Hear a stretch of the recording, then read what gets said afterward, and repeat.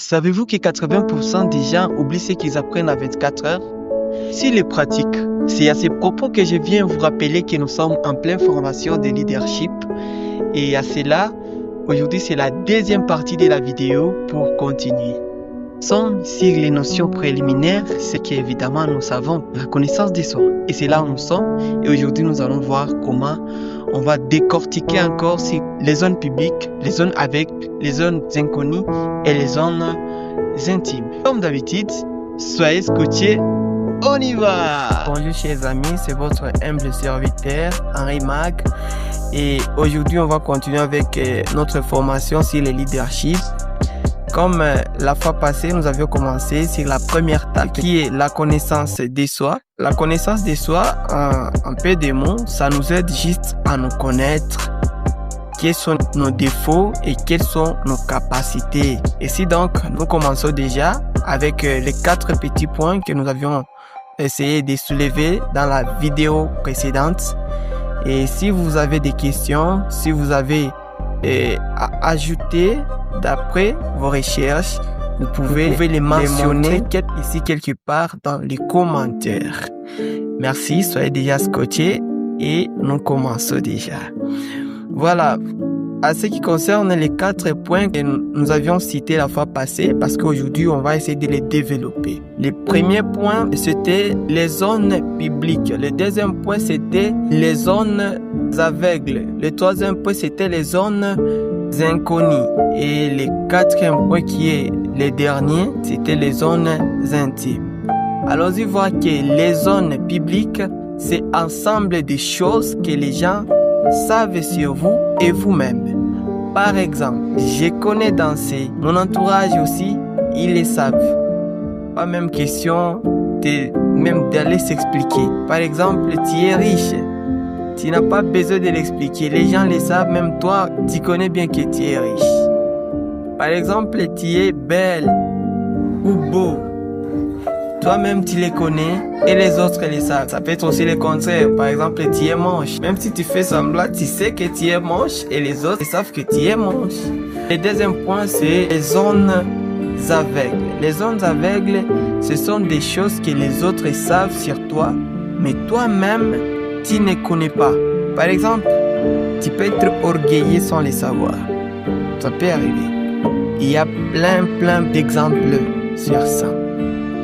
Nous avons le troisième point, les zones inconnues. Les zones inconnues, c'est l'ensemble des choses que toi-même et les autres ne savent pas sur toi. À cela, je me rappelle quand j'étais petit, je disais, moi je serai capitaine de bateau. Moi, je serai pilote d'un avion. Moi, je serai. Moi, attends, enfin, à cette époque-là, je n'avais pas cette capacité de piloter un avion, de piloter même un hélicoptère. Je n'étais pas vraiment capable de faire naviguer un bateau. Mais je disais qu'un jour, je serai pilote. Donc, ce sont des compétences que moi-même, j'ignore sur moi et les autres ignorent encore.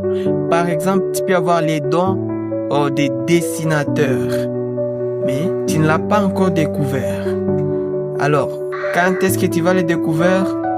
Tu ne sais pas. Les autres aussi ne le savent pas, mais quand même, tu as ce talent. C'est dans des circonstances que nous parvenons à remarquer certaines de nos compétences qu'on cachait à nous avant. Et à la fin, nous avons ce qu'on appelle les zones intimes. Les zones intimes, c'est ensemble des choses que les autres ne savent pas sur vous, mais vous cachez ça aux autres. Par exemple, de raconter une partie douloureuse de ta vie aux autres, tu les caches pour toi.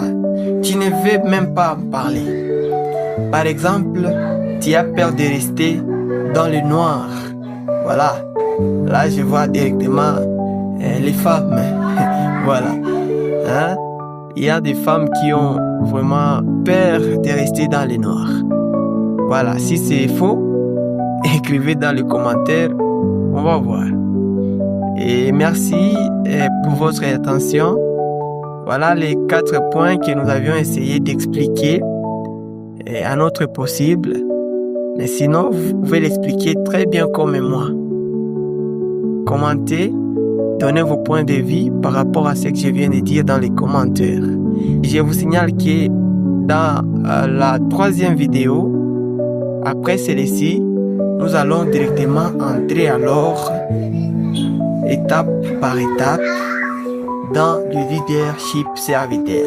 Ça, c'était seulement des notions qui sont préliminaires, qu'un bon leader, qui est appelé à vraiment conduire une équipe. Et la connaissance de soi, vous devez comprendre que l'objectif de cette notion est qu'en tant que leader, vous allez comprendre à la prochaine ce qui est un leader, qu'est-ce que signifie un leader. En tant que leader, pour conduire une équipe, vous devez savoir vos compétences et vos défauts. Et vos défauts, vous allez les transformer au cours des années en force ou en qualité pour bien servir les autres. Ne ratez pas la prochaine vidéo. Nous sommes ensemble. Ciao, je vous aime beaucoup. Merci.